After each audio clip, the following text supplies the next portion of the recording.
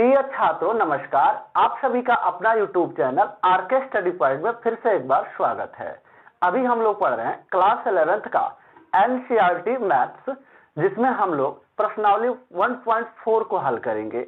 तो उसमें हम 1 से लेकर 3 तक के प्रश्नों को हल करने वाले हैं, लेकिन उसके पहले हम 3 टॉपिक पे ध्यान देंगे। जैसे पहला है हम लोग का समुच्चयों का सम्मिलन, दूसरा है समुच्चय का सर्वनिष्ठ और समुच्चयों का अंतर। इसके बगैर हम प्रश्नावली 1.4 के प्रश्नों को सॉल्व नहीं कर सकते, इसलिए हमें सबसे पहले इन 3 टॉपिक्स पर ध्यान देना है, इसका डिस्कशन करना है। सबसे पहले देखते हैं बाबू, इसमें का जो पहला टॉपिक है वो है समुच्चयों का सम्मिलन अर्थात यूनियन ऑफ सेट। सबसे पहले मैं आपको बता दूं, यूनियन का जो सिंबल होता है वो ये होता है, यू होता है, और जो समुच्चयों के सर्वनिष्ठ का जो सिंबल होता है वो इस तरीके का होता है, यू को उल्टा कर देते हैं। उसके बाद से आगे है समुच्चयों का अंतर। तो अंतर का तो आप लोग पहले से जानते हैं, किसी भी डिफरेंस को माइनस से दिखाया जाता है। तो ये बच्चों ये रिप्रेजेंटेशन है जिससे आप समुच्चयों के सम्मिलन, सर्वनिष्ठ और अंतर को दिखा सकते हैं। अब प्रश्न यहाँ पे आता है, यूनियन ऑफ सेट होता क्या है, डिफरेंस ऑफ सेट क्या होता है और इंटरसेक्शन ऑफ सेट क्या होते हैं। तो चलिए उसके बारे में हम लोग देखते हैं। उसके लिए हम लोग लेंगे एक एग्जांपल, उसकी मदद से हम लोग समझने का प्रयास करेंगे। देखिए समुच्चयों के सम्मिलन को, जैसे मान लीजिए ए बराबर हम कुछ ले लेते हैं, जैसे यहां पे समझते हैं, कोई ए बराबर सेट यहां पे ले लेते हैं। ए बराबर हम कोई भी एलिमेंट ले लेते हैं, 1 2 3 ही मान लीजिए ले लिए। बी में भी हम कुछ एलिमेंट्स ले लेते हैं, जैसे 2 ले लीजिए, 4 और 5 ले लीजिए, और सी एक और सेट बना लीजिए, इसमें ले लीजिए 3 5 6 7। चलिए इतना ही रहने दीजिए। यहां पे आप देख पा रहे हो ए बी तथा सी 3 सेट बनाया गया है, जिसकी मदद से हम तीनों टॉपिक को समझ लेंगे। देखिए क्या है, सबसे पहले हम लोग समझते हैं पहला वाला यूनियन ऑफ सेट, जिसको हिंदी में आप लोग कह रहे हो समुच्चयों का सम्मिलन। बच्चों ना नाम से थोड़ा सा स्पष्ट करो, समुच्चयों का सम्मिलन मतलब सबको मिला देना है, ध्यान से समझना है। सम्मिलन अर्थात सारे अवयवों को मिला देना है। तो यानी जब किसी दो समुच्चय के बीच सम्मिलन आपको निकालना हो तो दोनों के अवयवों को हम एक अलग सेट में लिख देंगे, तो वो समुच्चयों क्या कहलाएगा, सम्मिलन कहलाएगा। यानी दोनों के अवयवों को एक ही में मिला करके जब लिख देंगे तो वही समुच्चयों का सम्मिलन हो जाएगा। जैसे आपको हम दिखाते हैं, जैसे मान लीजिए हम ये एग्जाम्पल्स है बाबू, इसकी मदद से हमको समझना है। जैसे मान लीजिए हम ए यूनियन बी निकालना चाहते हैं। अभी हमने बताया यूनियन का ये सिंबल होता है। देखिए ए यूनियन बी का अर्थ ये है बाबू कि ए के सारे अवयव रहेंगे और बी के भी सारे अवयव रहेंगे। तो ए में देखिए 3 अवयव है, 1 2 और 3। तो पहले एक काम करते हैं हम लोग, पहले ए के अवयवों को लिख लेते हैं। अब यहां से आप देख पा रहे हो ए के अवयवों को तो हमने नोट कर लिया है, अब बी के भी अवयवों को मिला देना है। तो आप लोग थोड़ा सा ना ये याद रखना है, जब भी समुच्चयों का सम्मिलन निकालने के लिए कहे तो आपको मिलाना है। तो बी में देखना बच्चों 2 है, लेकिन एक रूल्स है समुच्चय का कि कभी एक ही अवयव को 2 बार नहीं लिख सकते, इसलिए 2 को हम दोबारा नहीं लिखेंगे। इसमें जो अगला है वो 4 है, तो 4 लिख देंगे और 5 को भी लिख देंगे। तो देखना बाबू 1 2 3 4 5 का जो ये समुच्चय बना है ये ए यूनियन बी हो गया है। मान लीजिए आप बी यूनियन सी निकालना चाहते हैं, बी यूनियन सी आप निकालना चाहते हैं, तो ये है सेट आपका बी और सी। तो देखिए बी के अवयवों को फिर वही काम करना है, लिख लेना है। क्या है बी के अवयव, 2 4 5। अब उसके बाद से सी के अवयवों को भी लिख देंगे, यानी जिसके बीच यूनियन ज्ञात करना है उनके अवयवों को हम नोट कर लेते हैं, वही हम लोगों का सम्मिलन हो जाता है। जैसे 3 हमें यहां लिखना है क्योंकि 3 को मिला देना है, ए और बी और सी का जब सम्मिलन निकाल रहे हैं। तो उसके बाद से 5 बच्चों इसमें ऑलरेडी लिख दिया गया है, इसलिए हम नहीं लिखेंगे। 6 को लिख लेंगे। तो इस प्रकार से ये बना B यूनियन C। अब मान लीजिए आप अगर A union B union C निकालना चाहते हो, यानी तीनों का यूनियन लेना चाहते हैं, तो तीनों के यूनियन लेने का अर्थ ये है बाबू कि तीनों के अवयवों को एक ही में मिला दिया जाए। तो देखिए पहले सेट में है 1 2 3, दूसरे सेट में है 2 4 5। तो 2 तो ऑलरेडी है बच्चों, 4 नहीं है तो 4 लिख लेंगे, 5 भी बी में है इसलिए इसको लिख लेंगे। चूंकि सी का भी यूनियन लिया हुआ है इसलिए सी के भी अवयवों को लिख लेंगे। लेकिन सी में जो 3 अवयव है वो ऑलरेडी लिखा जा चुका है, 5 भी लिखा जा चुका है, इसलिए हम सिर्फ एक 6 को ही लिखेंगे। ये जो सेट बना है ये A union B union C कहलाएगा। ये तो समझ में आ गया होगा कि समुच्चयों का सम्मिलन अर्थात यूनियन ऑफ सेट कैसे निकालना है, कैसे रिप्रेजेंट करना है। अब हम लोग का दूसरा है बाबू, वो है समुच्चयों का सर्वनिष्ठ अर्थात इंटरसेक्शन ऑफ सेट। तो यहां समझते हैं हम लोग इंटरसेक्शन ऑफ सेट। ये बहुत ही आसान है बाबू। इंटरसेक्शन सर्वनिष्ठ समझना ध्यान से। सर्वनिष्ठ का मतलब होता है साफ साफ सूत्र में कॉमन। क्या होता है बच्चों? कॉमन। मतलब जिस भी 2 या 2 से अधिक अवयवों का आप सर्वनिष्ठ निकाल रहे हैं अर्थात इंटरसेक्शन निकाल रहे हैं, तो उस दोनों में जो अवयव कॉमन होंगे वही इंटरसेक्शन में होंगे, मतलब वही इंटरसेक्शन ऑफ सेट कहलाएगा। ध्यान से समझने वाली बात यह है कि इसमें एक वर्ड आया है कॉमन, आपको याद रखना है। कॉमन एलिमेंट ही, कॉमन एलिमेंट, चलिए इसको यहां लिख देते हैं। इसमें कौन आएंगे? Common element. जैसे मान लीजिए हम निकालना चाहते हैं ए इंटरसेक्शन बी। इंटरसेक्शन का सिंबल ये होता है, जैसे हम पहले ही बता दिए हैं। तो इंटरसेक्शन का मतलब अभी अभी हमने बताया कि जो दोनों में कॉमन है बाबू। तो देखना बाबू ए और बी में क्या कोई एलिमेंट कॉमन है? तो देखिए 1 तो कॉमन नहीं है लेकिन 2 दोनों में कॉमन है। तो सिर्फ 2 ही एक ऐसा एलिमेंट है जो ए और बी में कॉमन है। तो इसके इंटरसेक्शन में सिर्फ एक ही अवयव आएगा, वो होगा 2। उसके बाद से मान लीजिए आप बी इंटरसेक्शन सी निकालना चाहते हो, बी इंटरसेक्शन सी निकालना चाहते हो, तो अब जैसा कि देखना है हमें बी और सी में कोई ना कोई एक अवयव होना चाहिए। तो यहां देखिए बी और सी में ऐसा कोई भी अवयव नहीं है जिसको हम लिख सके। इसका मतलब बी और सी में कोई अवयव नहीं है, इसका मतलब उसका जो सेट बनेगा वो 5 बनेगा। इसका मतलब इसके इंटरसेक्शन में कोई अवयव है ही नहीं।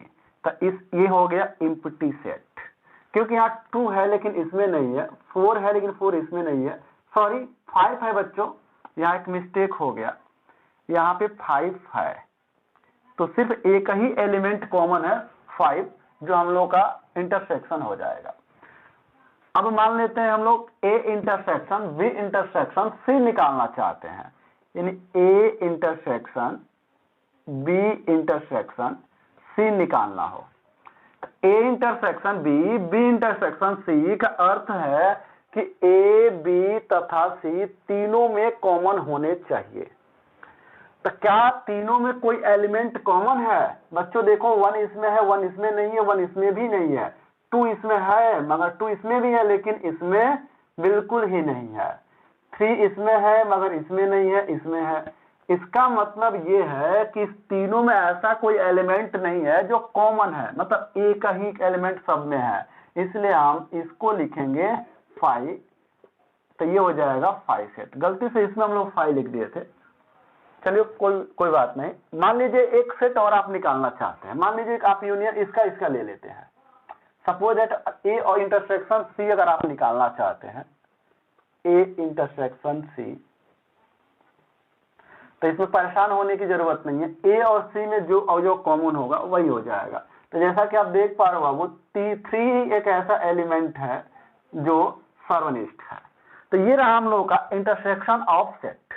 अब बात करेंगे बच्चों लास्ट वाला जो टॉपिक हम लोगों का तीसरा वाला, वो है समुच्चयों का अंतर। अब प्रश्न ये आता है ना, वो समुच्चयों का अंतर तो डिफरेंस होता है ना। बचपन में हम लोग डिफरेंस बहुत निकाले हैं, जैसे जोड़ घटाना। यहाँ पे थोड़ा सा हम तुम लोगों को समझाते हैं। जैसे मान लो हम लोग पहले निकालते थे 5 - 3 = 2, ऐसा डिफरेंस हम लोग पहले से निकाले हैं। इस 5 - 3 = 2 का अर्थ यह है कि 5 में से 3 हमने निकाल लिया है, 5 में से 3 निकालने के बाद 2 प्राप्त हो रहा है। इसी प्रकार से हम लोग अगर 10 में से 4 निकाल देते हैं, माने 10 में से 4 निकालते हैं तो 6 बचता है। उसी प्रकार से इस सेट में हमें निकालने हैं डिफरेंस निकालना है। कभी भी डिफरेंस निकालना हो, जैसे इसमें एक चीज है, जैसे मान लीजिए आप a - b निकालना चाहते हैं, इसका रिप्रेजेंटेशन इसी तरीके से होता है। दो सेटों के बीच में अंतर निकालने के लिए हम ऐसे लिखते हैं। तो a - b लिखने का अर्थ है बाबू कि a में से b निकल जाएगा, यानी a में जितने एलिमेंट होंगे उन सारे एलिमेंटों में से b के एलिमेंटों को निकाल लिया जाएगा और जो बचेगा वही हमारा a डिफरेंस b होगा। अब पढ़ते इसे a डिफरेंस b भी है। इसको a - b बच्चों सेट की दुनिया में नहीं पढ़ते हैं, हम बाहरी दुनिया में पढ़ते हैं a - b। यहां पढ़ेंगे a डिफरेंस b, जो यूनियन वाला हम पढ़ रहे हैं उसे a यूनियन b, इंटरसेक्शन वाले को a इंटरसेक्शन b, इस तरीके से पढ़ते हैं। जैसे मान लीजिए आप लोग a - b निकालना चाहते हो, तो a का अर्थ a - b का अर्थ अभी अभी हमने बताया कि a के एलिमेंटों में से, मतलब इसमें से 3 अवयव है बच्चों, इस तीनों में से b के जितने भी अवयव होंगे वो निकाल लेंगे तो a - b बचेगा। सिंपल सी बात है। तो आप देख पा रहे हो यहां पर एक ऐसा एलिमेंट है जो b में है, तो सिर्फ b को ही निकाल पाओगे क्योंकि 4 और 5 तो इसमें है ही नहीं। तो इसमें से 2 अगर हम निकाल लेते हैं, यानी b के एलिमेंट सिर्फ 2 ही है, तो उसको जब निकालेंगे तो बचेगा 1 और 3, यही a डिफरेंस b कहलाएगा। ये कोई जरूरी नहीं है बच्चों कि b के सारे अवयव ही a से निकाले जाएं, ये कोई जरूरी नहीं है। हाँ, b के जितने भी अवयव है वो a में से जरूर निकाल दिए जाएंगे। अब जैसे आपको एग्जांपल और एक दिखाते हैं। जैसे मान लीजिए b - a कर दिए, अब उल्टा हो गया है। तो इसका अर्थ यह है कि a के एलिमेंटों को निकाल लेना है b के, मतलब b के समुच्चय में से, b के समुच्चय में जितने भी एलिमेंट होंगे उनमें से a के एलिमेंटों को निकाल देना है। तो इस बार ना हम a के जितने भी एलिमेंट होंगे उसमें उसको b में से निकाल लेंगे। तो बाबू 2 ही एक ऐसा एलिमेंट हो जो b से निकलेगा, तो फिर b में बच कौन सा जाएगा? 4 और 5। तो इसके एलिमेंट हो जाएंगे 4 और 5। अब मान लीजिए कुछ और भी निकालना चाहते हो, मान लीजिए b - c निकालना है, तो फिर वही b में से c के एलिमेंट को निकाल लिया जाएगा। तो b में 2, 4, 5 है, यहां पे देख रहे हो बाबू 3, 5, 6 है। इसका मतलब इसमें सिर्फ 5 ही ऐसा एलिमेंट है जो b में है, तो सिर्फ 5 ही तो निकलेगा। अब 6 जबरदस्ती नहीं निकालोगे b में से, क्योंकि 6 जो है कि b में है ही नहीं, तो निकलेगा कहां से? कहने का अर्थ है बाबू जब रहेगा कोई भी चीज तब न तुम निकालोगे। तो अब आप लोगों को समझ में आ गया होगा, जिसमें से भी आपको निकालना है तो वही चीज हम निकालेंगे जो दूसरे चीज में रहेगी। इसका मतलब c के मान निकालने हैं, c के एलिमेंट निकालने हैं, तो c के एलिमेंट जो b में रहेगा उसी को निकालेंगे। तो सिर्फ यहां से 5 एक ऐसा एलिमेंट है जो b में से निकलेगा, तो फिर 5 निकाल दो। 5 के निकलने के बाद 2 और 4 बच जा रहा है, तो ये 2 और 4 जो होगा यही हम लोग का सेट बन जाएगा, यानी b डिफरेंस c कहलाएगा। अब जैसे मान लें c - b निकालना चाहते हो, c डिफरेंस b निकालना चाहते हो, तो इसमें परेशान नहीं होना है। अब b के एलिमेंट को c में से मतलब c में से b के एलिमेंटों को निकाल लेंगे। तो c में सिर्फ 5, वही 5 ही तो कॉमन है, तो 5 निकाल लो, बचेगा कितना? 3 और 6। ये हम लोगों का 3 प्रकार के समुच्चय जिनको हमें पढ़ने थे। अब हम लोग आराम से प्रश्नावली 1.4 के प्रश्नों को सॉल्व कर सकते हैं बिना किसी परेशानी के। तो चलिए हम लोग देखते हैं क्वेश्चन नंबर 1 को, यानी प्रश्नावली 1.4 के क्वेश्चन नंबर 1 को। तो आप इसका स्क्रीनशॉट ले लीजिए। तो प्यारे बच्चों, हम लोग का पहला क्वेश्चन नोट हो चुका है। पहला क्वेश्चन कह रहा है कि निम्नलिखित में से प्रत्येक समुच्चय युग्म का सम्मिलन, सम्मिलन का मतलब बच्चों यूनियन, यूनियन अर्थात ये वाला यूनियन ज्ञात कीजिए। मतलब ये जो प्रश्न दिए हुए हैं तो इसमें कुल मिला के 5 प्रश्न है बच्चों, जिसका यूनियन ज्ञात करना है। अभी अभी तो हम लोगों ने यूनियन को निकालना सीखा है, तो उसी की मदद से हम इस प्रश्न को सॉल्व करेंगे। जैसे देखिए बाबू, इसमें लिखा है x इक्वल टू, मतलब x में एलिमेंट दिया है 1 3 5 और y का एलिमेंट है 1 2 3। तो चलिए हम इसको निकालते हैं। इसमें लिखेंगे x यूनियन y, यानी यूनियन का मतलब अभी बताया गया पीछे कि सबको मिला देना है बच्चों। तो थोड़ा सा हम इसको मिटा देते हैं। यूनियन का मतलब सबको मिला देना है, तो x यूनियन y मतलब x के एलिमेंट और y के एलिमेंटों को मिला के बस लिख देना है, यही हम लोग का यूनियन हो जाएगा। तो चलिए लिखते हैं। 1 बाबू दोनों में है तो लिख लेंगे। अब दोनों से मतलब तो है नहीं, एक काम करते हैं, पहले x के एलिमेंटों को लिख देते हैं 1 3 5। ये 1 3 5 ये x के एलिमेंट है। अब हम y के एलिमेंटों को भी लिखना स्टार्ट करते हैं, दोनों को मिला देते हैं। तो बाबू 1 तो पहले से हम लिख लिए हैं, इसलिए 1 नहीं लिखेंगे। 2 नहीं लिख पाए हैं, इसलिए 2 लिखेंगे। और यहाँ से 3 भी ऑलरेडी पहले से इस सेट में है, इसलिए हम इसको नहीं लिखेंगे। आप इसको चाहो तो सजा सकते हो बाबू, 1 2 3 5, ये जो सेट बनेगा ये कहलाएगा x यूनियन y। अब दूसरा हम लोग का क्वेश्चन है A is the set of A E I O U, मतलब A के 5 एलिमेंट है A E I O U और B के एलिमेंट है A B C। तो चलिए इसको निकालते हैं हम A यूनियन B। तो A यूनियन B जब हम निकालेंगे तो A और B दोनों के एलिमेंटों को हमें मिलाना है। तो सबसे पहले हम A के सारे एलिमेंट को लिख लेंगे A E I O U। उसके बाद से हम क्या करते हैं, इसमें A लिखना, मतलब B के एलिमेंटों को अब लिखना है हमें, लेकिन A इसमें है तो A फिर नहीं लिख सकते, क्योंकि समुच्चय का रूल है कि एक ही एलिमेंट को 2 बार आप नहीं लिख सकते। तो A नहीं लिखेंगे। B बच्चों इसमें नहीं है तो हम B इसमें जोड़ देंगे, और C भी इसमें नहीं है अभी, तो C को भी इसमें जोड़ देंगे। यानी इनमें के एलिमेंट और इनमें के एलिमेंट को दोनों को मिला के जो सेट बना है वो हो गया A यूनियन B। अब हम लोग का तीसरा प्रश्न है। अब बड़ा अच्छा ही है, मतलब क्वालिटी वाला क्वेश्चन है। कह रहा A is the set of x such that x एक प्राकृतिक संख्या है और 3 का गुणज है। दूसरा कह रहा है B is the set of x such that x संख्या 6 से कम एक प्राकृतिक संख्या। तो बच्चों यहाँ ध्यान देना है आप लोगों को। सबसे पहले ना इसको रोस्टर फॉर्म में लिखते हैं, तो इसको रोस्टर फॉर्म में लिखते हैं बच्चों।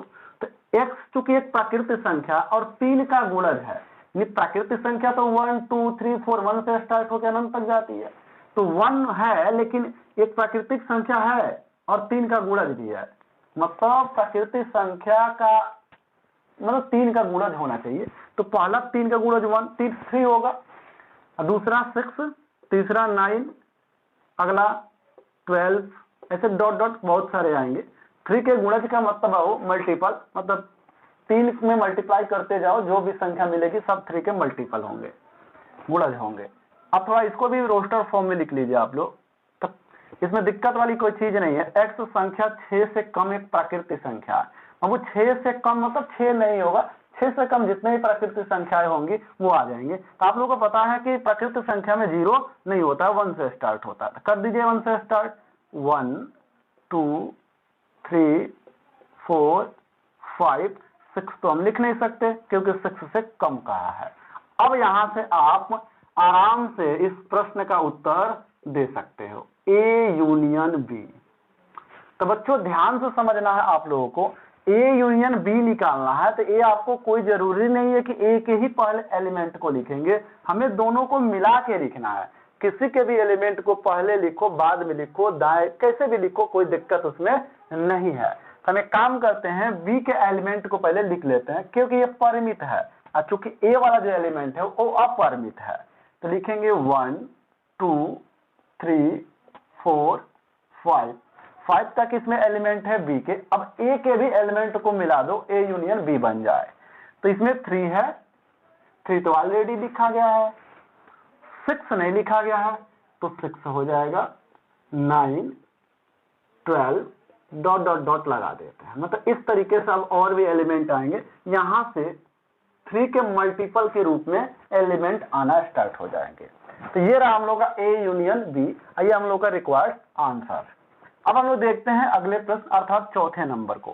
कह रहा A is the set of x such that x एक प्राकृत संख्या है और 1 less than x less than और इक्वल टू 6 है। इसको भी लिख लेते हैं पहले रोस्टर फॉर्म में।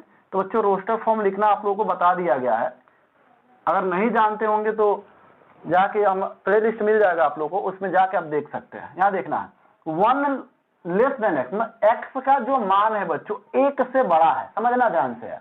एक्स का जो मान है वो 1 से बड़ा है, 1 नहीं है, 1 से बड़ा है। तो 1 से बड़ा 2 होता है, अब प्राकृतिक संख्या है ना इसलिए। अब 6 लेस देन आर इक्वल 6 से छोटा भी वैल्यू रहेगा और 6 भी रहेगा। इसका मतलब 2 से लेके 6 तक, 2 3 4 5 और 6, ये हो गए सेट ए के एलिमेंट।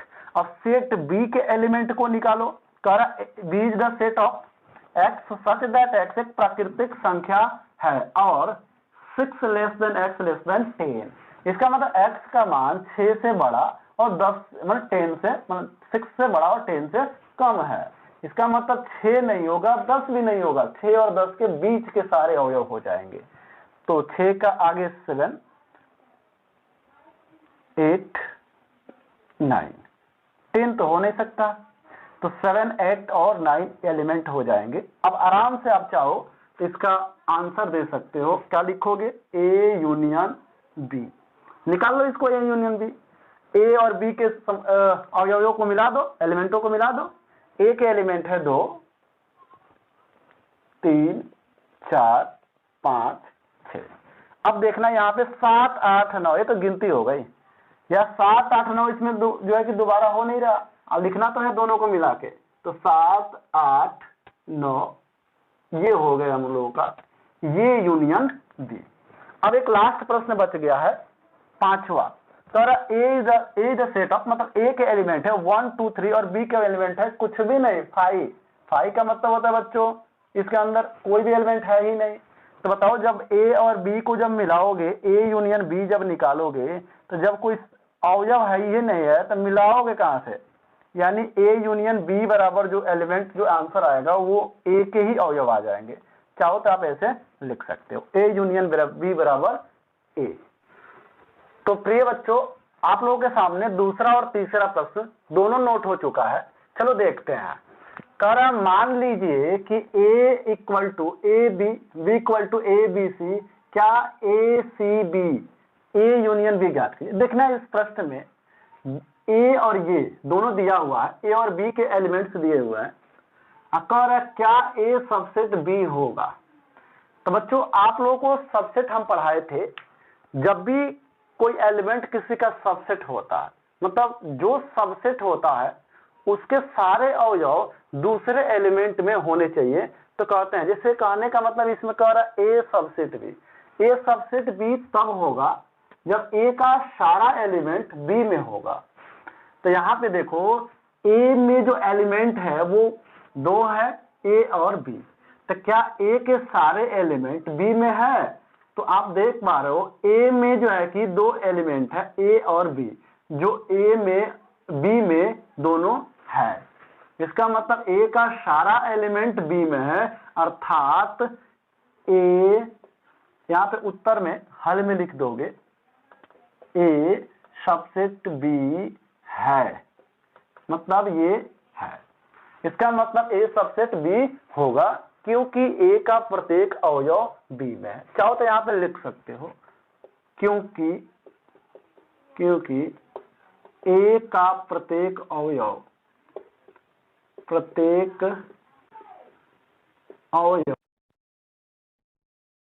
है, तो ये हो जाएगा क्योंकि ए का प्रत्येक अवयव बी में है। उसके बाद से आप ध्यान देना है, ए सबसेट बी है, ये तो हो गया। अब निकालना है ए यूनियन बी। तो बच्चों ए यूनियन बी जब निकालोगे आप लोग तो यहाँ से आप निकाल सकते हो बाबू ए और बी, मतलब ए और बी के एलिमेंटों को जब मिलाओगे तो ये आएगा ए बी सी, जो क्या है बच्चों बी के ही तो एलिमेंट है ये, मतलब ए यूनियन बी बराबर आ जाएगा बी। ये हम लोग का हो गया रिजल्ट। अब आगे तीसरा प्रश्न कह रहा है यदि ए और बी दो ऐसे समुच्चय है कि ए सबसेट बी तो ए यूनियन बी क्या है। अब यहाँ पे ए और बी दो समुच्चय दिया हुआ, अगर ए सबसेट बी तो ए यूनियन बी क्या, अभी तो ऊपर हम लोगों ने सॉल्व किया। अगर ए सबसेट बी है, ये दिया है, अगर ए सबसेट बी है तो जो ए यूनियन बी आएगा वो बी के बराबर होगा। इसलिए होगा बाबू क्योंकि ए का सारा अवयव बी में होगा। जब ए का सारा अवयव बी में होगा तो फिर जब दोनों को मिलाओगे तो फिर बी के ही तो एलिमेंट हम लोग आंसर हो जाएंगे, क्योंकि ए वाला का जो मान है वो कम है और बी वाला का मान ज्यादा है। मतलब ए के सारे अवयव बी में है परंतु बी का सारा अवयव ए में होगा, ये कोई जरूरी नहीं है। यानी सारी चीजें किस पर निर्भर कर रहा है, तो सेट बी पर। ए यूनियन, अगर ए सबसेट बी आपको दिया हो कहीं भी ए सबसेट बी दिया हो तो ए यूनियन बी आप लोग बताओगे कि बी होगा। जैसे मान लीजिए एक्स सबसेट वाई दे दे तो एक्स यूनियन वाई होगा। चाहो तो आपने इसको एग्जांपल से देख सकते हो, देख लो एग्जांपल से हम दिखा देते हैं। ए बराबर कुछ मान लो 1 2 3। चलो इस बार दूसरी चीज मानते हैं, जे के एल मान लो। अब बी बराबर मान लेते हैं, क्योंकि ए सबसेट बी बनाना है तो हमें जे के एल को रखना पड़ेगा क्योंकि ए का सारा अवयव बी में होना चाहिए। यहाँ पे कुछ और लिख देते हैं, एम और एन लिख देते हैं। यहाँ पे देख पा रहे बाबू ये ए सबसेट बी है क्योंकि ए का प्रत्येक अवयव बी में है। तो देखना अगर ए यूनियन बी निकालते हैं हम लोग तो ए का प्रत्येक अवयव लिखेंगे, फिर उसके बाद से बी के भी प्रत्येक अवयव लिखेंगे। तो बी के तो जे के ए वाला तो लिख नहीं सकते, एम एन उसमें नहीं है तो इसको लिख लेंगे। तो क्या ये वाला जो सेट है बी के बराबर नहीं है, इसका मतलब ये हुआ ए सबसेट अगर बी होगा तो ए यूनियन बी बराबर बी आंसर आएगा। तो ये रहा हम लोग का तीसरे प्रश्न का आंसर। तो बच्चों आगे के क्वेश्चंस, मतलब चौथे के आगे क्वेश्चंस जो है हम लोग अगले वीडियो में पढ़ेंगे, अगले लेक्चर्स में देखेंगे। तो आज के लिए बस इतना ही। Thank you.